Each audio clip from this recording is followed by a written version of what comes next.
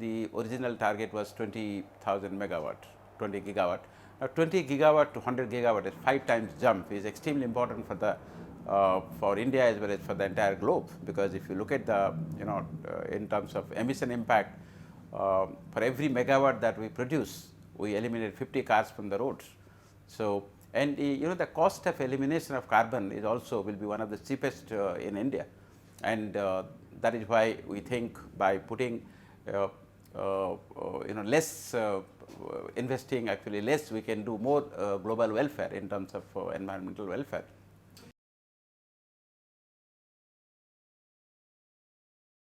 For rooftop owners, to make it more distributed, decentralized, there are new schemes that have, we have got. In fact, the 100,000 megawatt we have divided into different parts.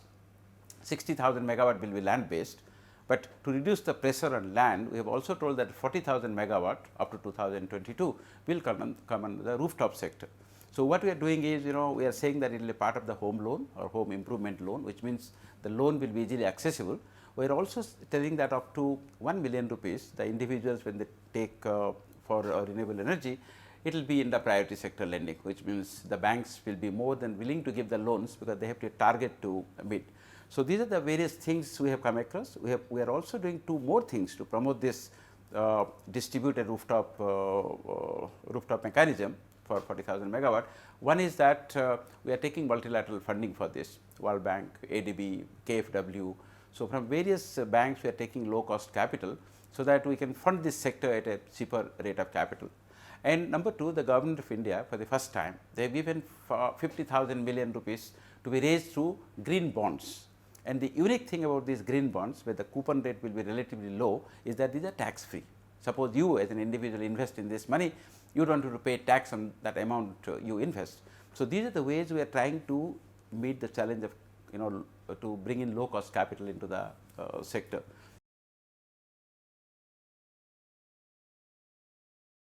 We are establishing a new international agency in India called INSPA. It is called International Agency for Solar Policy and Applications. The countries who can be members of this are the sunny countries, the 100 and odd countries which are located between the line of Capricorn and line of Cancer. And their problems are common, their R&D issues, challenges are common, but then although the membership is limited to these countries, the projects and programs that INSPA will run, which will be headquartered in India, and these can be funded by any civil society, by any country.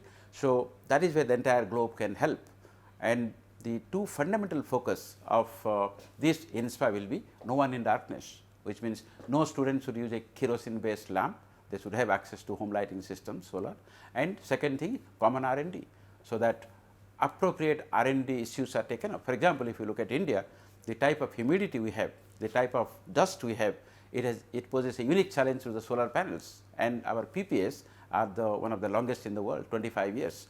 Now, down the line in 25 years, what happens to these panels, that you need special R&D to find out in these countries, and that is common to most of these countries which are based between the line of Capricorn and Cancer.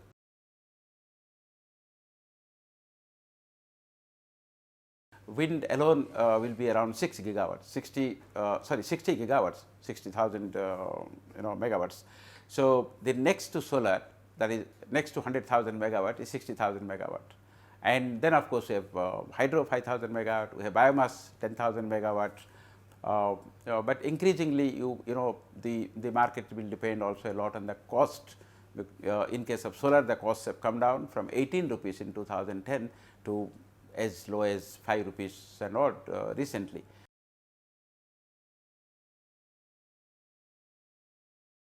We would welcome everybody, all the funds managers of Europe and of the USA and other countries to look into India.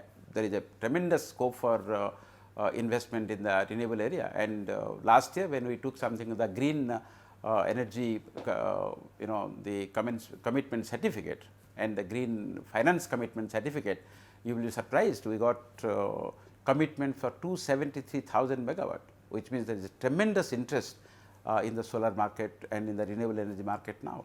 Recently in the states like Telangana, Andhra Pradesh, Punjab, Madhya Pradesh, whenever they go to bid for a few hundred megawatts, the turnout is so big, people participate and offer around thousands of megawatts.